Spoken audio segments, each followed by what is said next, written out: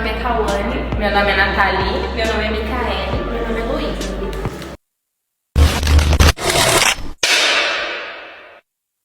Oi, gente. Eu vim apresentar para vocês o que são as doenças teratogênicas.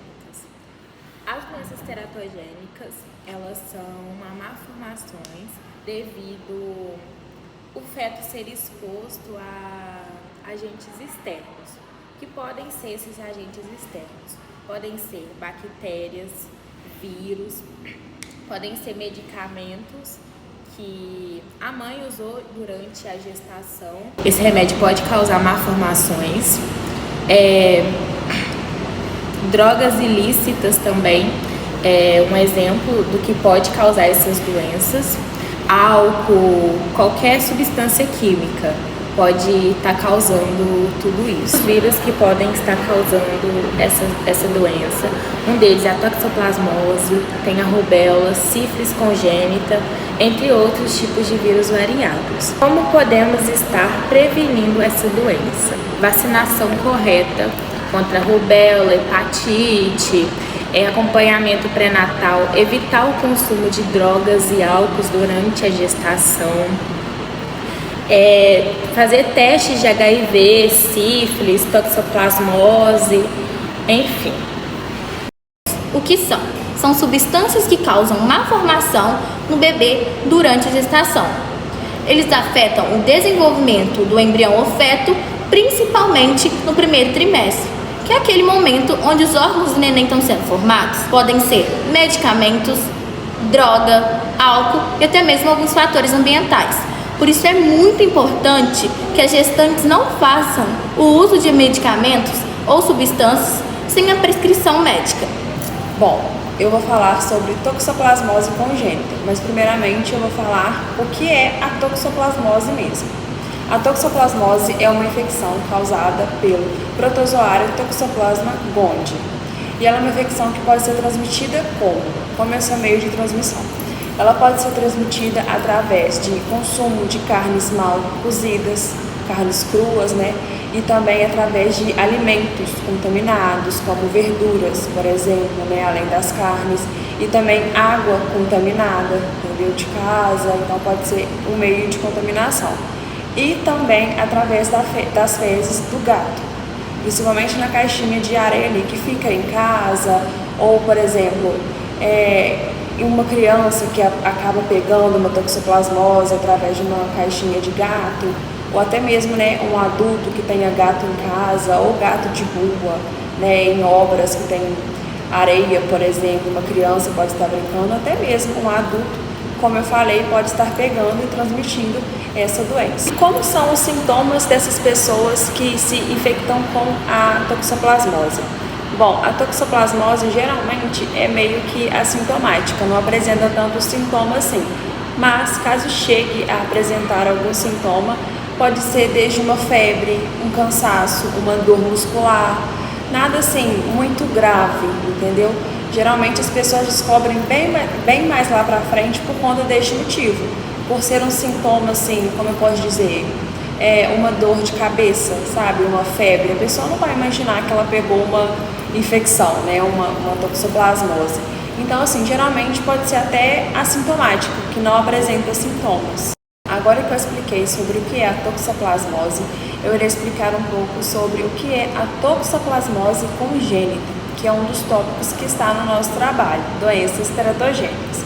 Então, o que é a doença teratogênica, Luísa? Como o próprio nome diz, é uma doença congênita, Então, é quando uma gestante, que está no período de gravidez, ela vai adquirir a toxoplasmose, como foi dito, e ela passará essa infecção, esse parasita, irá passar diretamente para o feto, ou seja, o feto terá também o contato com a toxoplasmose. E como é esse nome, essa passagem da grávida para o seu feto? É através da transmissão vertical, que é o parasita irá infectar diretamente o feto.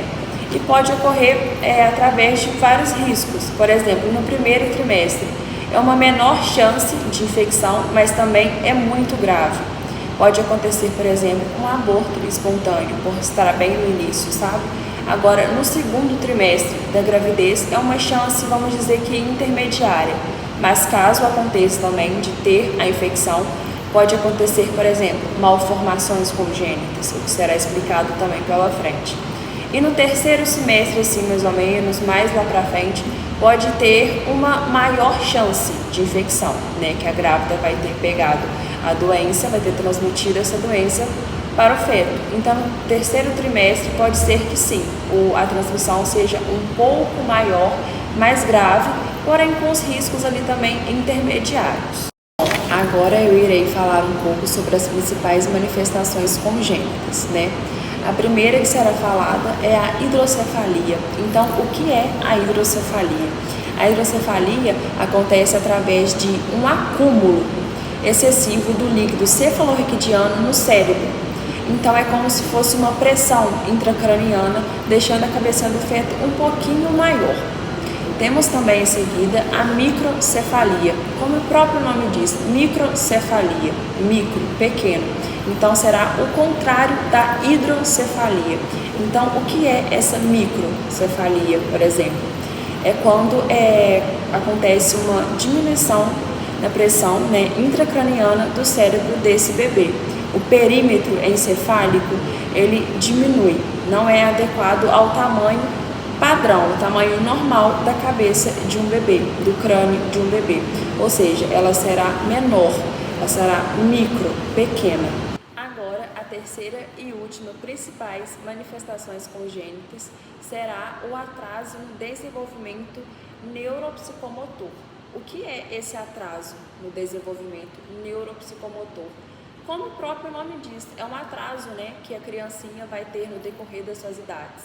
Por exemplo, uma criancinha com 1 ano não vai ter o seu desenvolvimento adequado, né? Uma criança com 2 anos, que, por exemplo, pode estar começando a falar as primeiras palavrinhas, ainda vai estar naquela fase mais bebezinha, por exemplo, vai ser um atraso mesmo no desenvolvimento. E essas doenças que foram ditas, nessas condições que eu falei, tanto a hidrocefalia quanto a microcefalia e esse atraso no desenvolvimento neuropsicomotor, é tudo exemplo causado através da toxoplasmose congênita, como foi explicado, que acontece através de uma transmissão vertical da mamãe para o feto. Então, o bebê pode sim, né, nascer com essas condições especiais que foram ditas. Agora eu irei falar sobre os diagnósticos e a prevenção da toxoplasmose congênita, como pode ser diagnosticada na gestante e como ela pode ser prevenida, porque pode ser prevenida, gente. Então vamos lá, o diagnóstico, como ele é feito? Ele pode ser feito através de exames sorológicos, o IgM e o IgG. E pode também ser feito através do líquido amniótico, né, da mamãe e da grávida, e também através de ultrassonografias fetais, que vai fazer uma imagem ali direitinho na gestante e pode ser detectado através desses exames. E um pouco agora sobre as prevenções. Como pode ser as prevenções? Como foi explicado no primeiro slide, eu falei sobre a toxoplasmose, como ela pode ser transmitida, né? Como esse parasita pode ser transmitido. Então, como ocorre a sua prevenção? A sua prevenção pode ser através de lavar bem as mãos, lavar bem os alimentos que podem estar contaminados, né? Lavar bem as verduras, por exemplo, né? Que venham de feiras, de lugares que sejam, como eu posso dizer, sujos, né? Que pode estar infectados com esse parasita.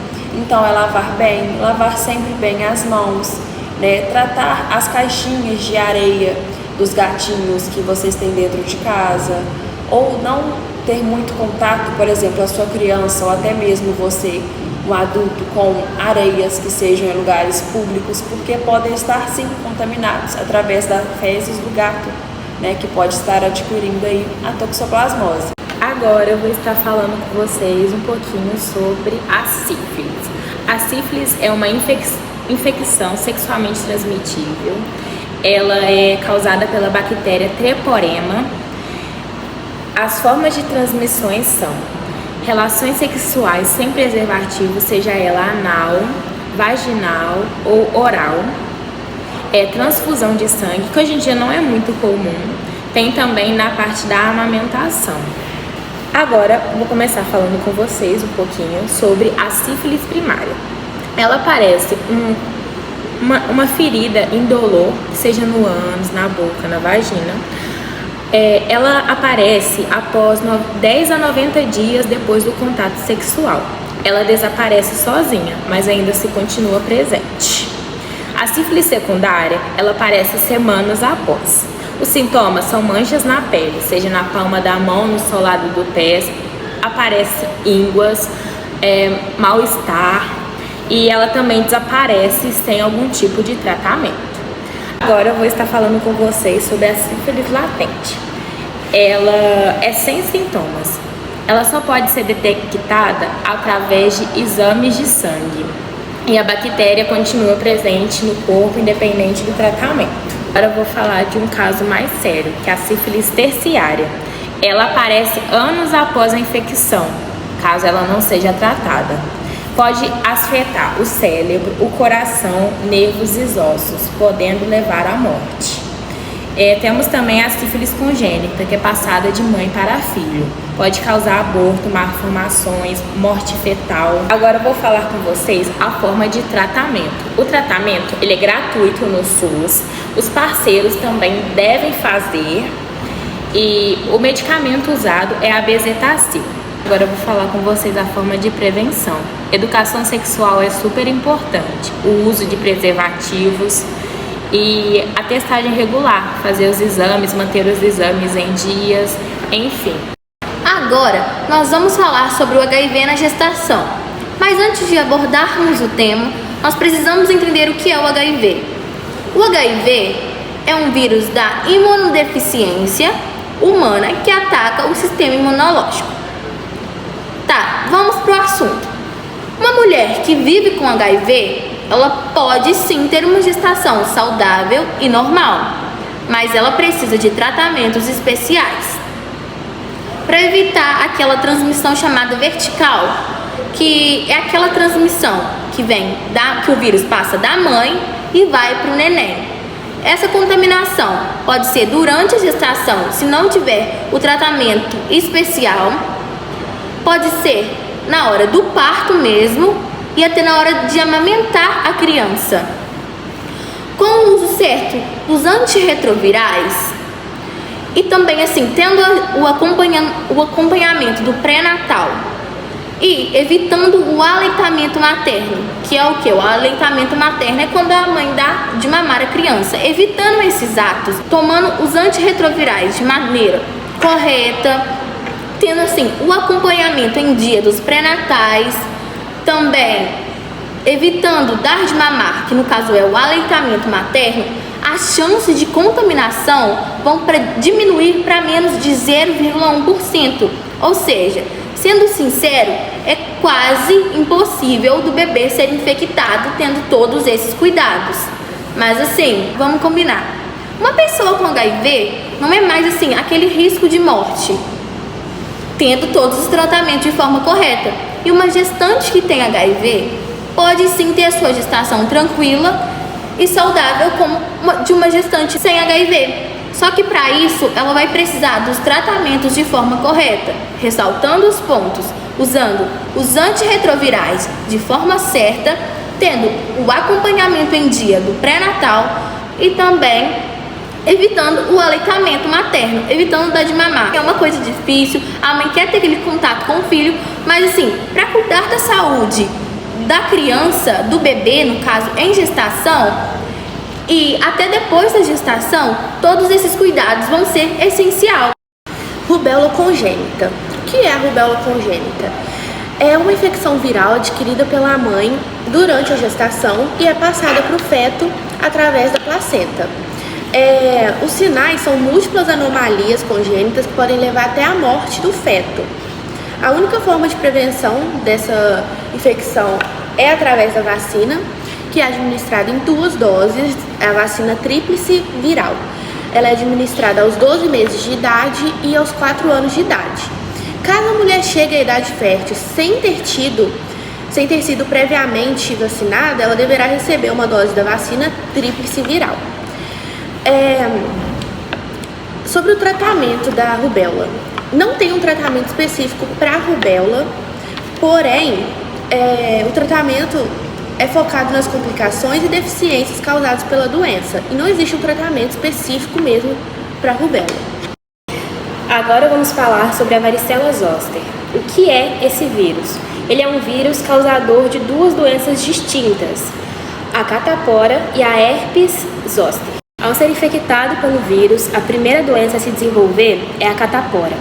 A catapora, ela normalmente afeta crianças e ela se manifesta com erupções cutâneas vermelhas, bastante coceira e febre. Ao se recuperar da catapora, o vírus ele não some, ele continua presente nos nervos e fica ali adormecido. Depois de alguns anos, se a pessoa vir a ter algum tipo de estresse ou alguma doença, algo que abaixe o sistema imunológico, esse vírus ele vai passar pelo nervo e vai se reativar, causando a herpes zoster, mais conhecido como cobreiro. Alguns sintomas da herpes zoster é bastante coceira, dor intensa naquele local e lesões que queimam bastante. A varicela zoster ela é altamente contagiosa. Ela pode ser transmitida através de gotículas respiratórias pelo ar, quando a pessoa tosse ou espirra, aquele vírus fica espalhado no ar, ou por contato com a ferida.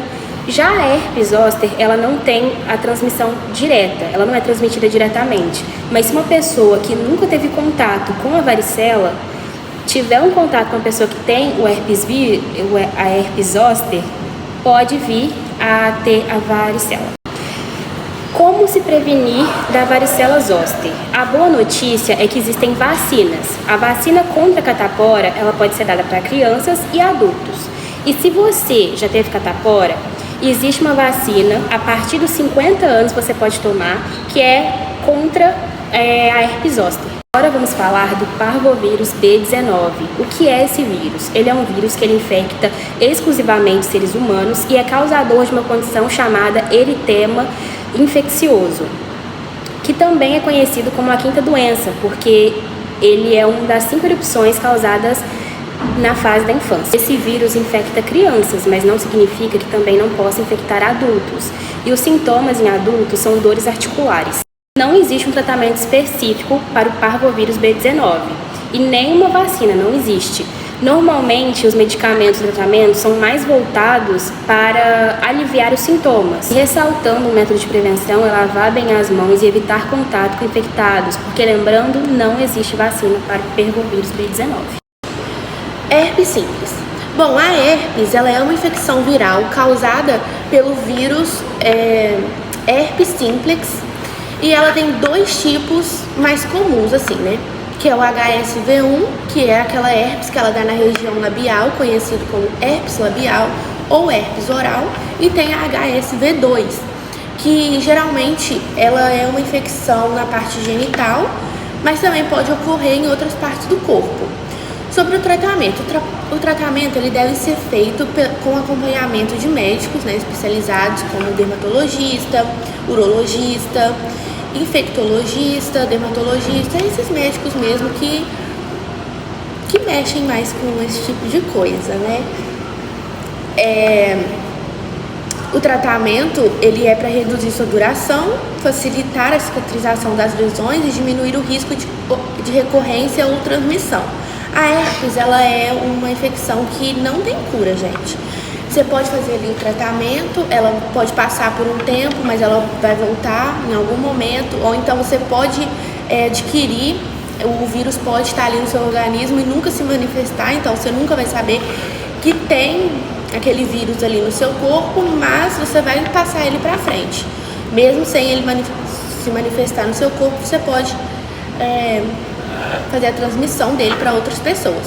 Os principais sintomas são pequenas bolhas com líquido na pele ou mucosa, dor, formigamento, queimação ali no local, né, no local afetado, vermelhidão ou coceira no local, mal-estar geral, febre baixa, ínguas próximo ao local afetado, feridas ou úlceras, e quando as bolhas se estouram, né? E são mais esses mesmos os sintomas. Então, como eu falei, ela não tem cura. Você pode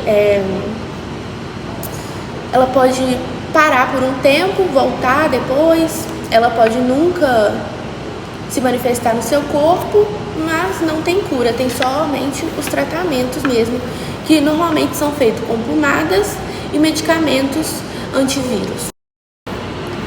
Há alguns medicamentos que podem ser considerados como medicamentos teratogênicos. Eles são medicamentos de alto risco para gestantes.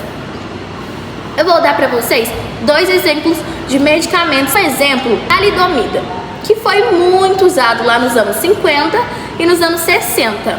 Eles eram recomendados para trato de enjoo, justamente em gestantes, que sentem muito enjoos ao longo da gestação. Eles foram muito recomendados para gestantes e assim, acabaram causando milhares de malformações em bebê naquela época.